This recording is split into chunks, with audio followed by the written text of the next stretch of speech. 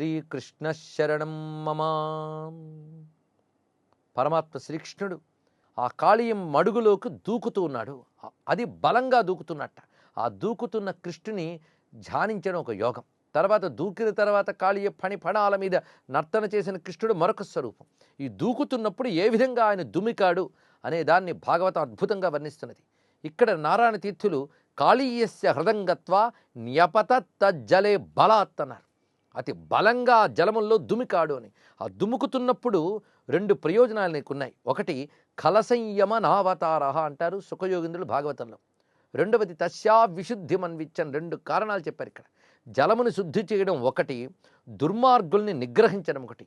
ఇది పరమేశ్వరుడైన శ్రీకృష్ణ పరమాత్మ యొక్క ఈ లీలలో ఉన్న రెండు ఉద్దేశాలు.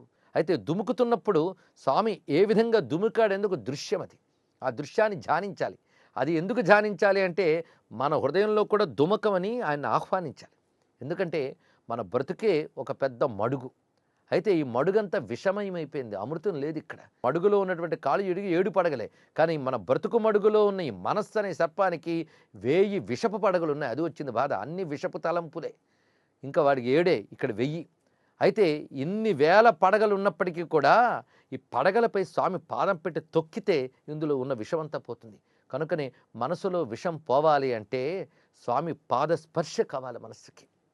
ఆ స్పర్శ ఎలా జరుగుతుంది? అది ధ్యానం వల్ల జరగాలి.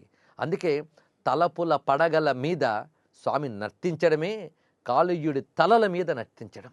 ప్రతి అవతారానికి మన లోపలికి అన్వయించుకోవాలి. స్వామి అందులో దుముకడానికై ఆ సమీపంలో ఉన్న ఒక పెద్ద కడిమి చెట్టు కొమ్మ మీదకి ఎక్కేట. ఆ కడిమి చెట్టు విశేషాన్ని ఇక్కడ చెప్తున్నారు భాగవతకారులు. పూర్వజన్మ భాగ్యంబున తన చరణ సంస్పర్శనంబునకు యోగ్యం భై.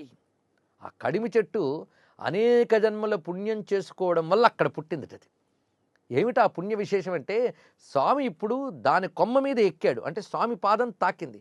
స్వామి పాదం తగలడానికి తగిన యోగ్యత కోసం అనేక జన్మలు తపస్సు చేసి అక్కడ పుట్టిన చెట్టు ఇది అని వర్ణించారు ఇక్కడ. దీన్ని బట్టి బృందావనంలో ప్రతి వృక్షము కూడా అనేక జన్మల తప ఫలంగా అక్కడ పుడుతుంది. ఎందుకంటే స్వామి ఒంటి గాలి తాకాలన్నా, స్వామి చేతి తాకిడి ఉండాలన్నా, పాదస్పర్శ ఉండాలన్నా, చూపు పడాలన్నా అనేక జన్మల పుణ్యములు ఉండాలి. అనేక విస్తారమైన శాఖలతో కొమ్మలతో ఉన్నటువంటి ఆ చెట్టు యొక్క ఒక కొమ్మ మీద స్వామి నిలబడి దుమకడానికి సిద్ధంగా ఉన్నట్ట. అది ఎలాగో అంటే తన నడుముకో వస్త్రం ఉన్నది, ఆ వస్త్రం దగ్గర మరొక వస్త్రం బిగించి కట్టేట.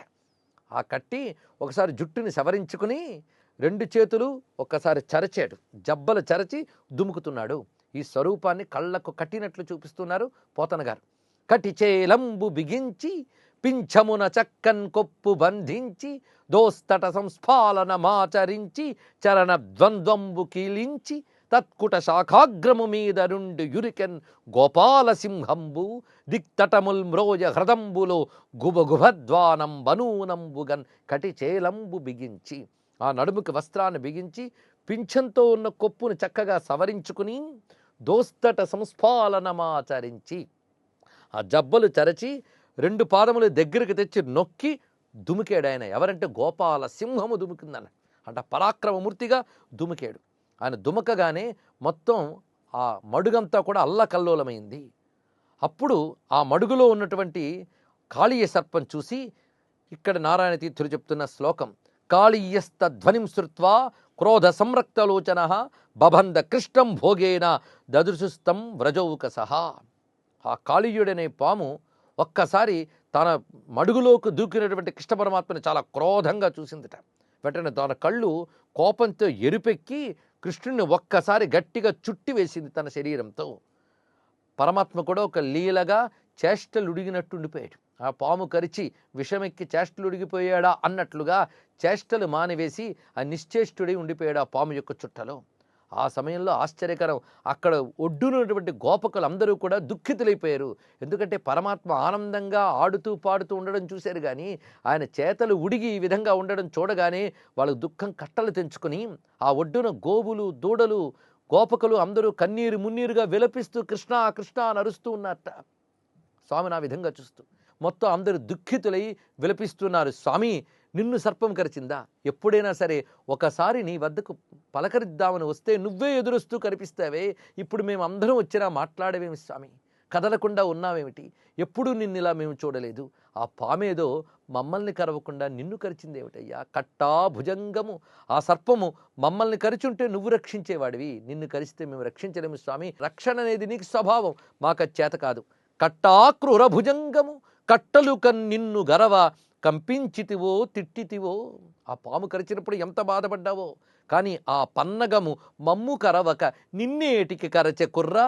నెమ్మి కలిగి నీవున్నను మము రక్షింతువు, నిన్ను రక్షింప మేము నేరము తండ్రి అని వాళ్ళు విలపిస్తూ ఉన్నారు.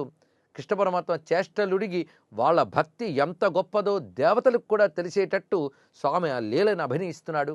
అటువంటి కృష్ణ పరమాత్మకు నమస్కరిస్తూ సర్వం శ్రీకృష్ణ చరణారవిందార్పణం.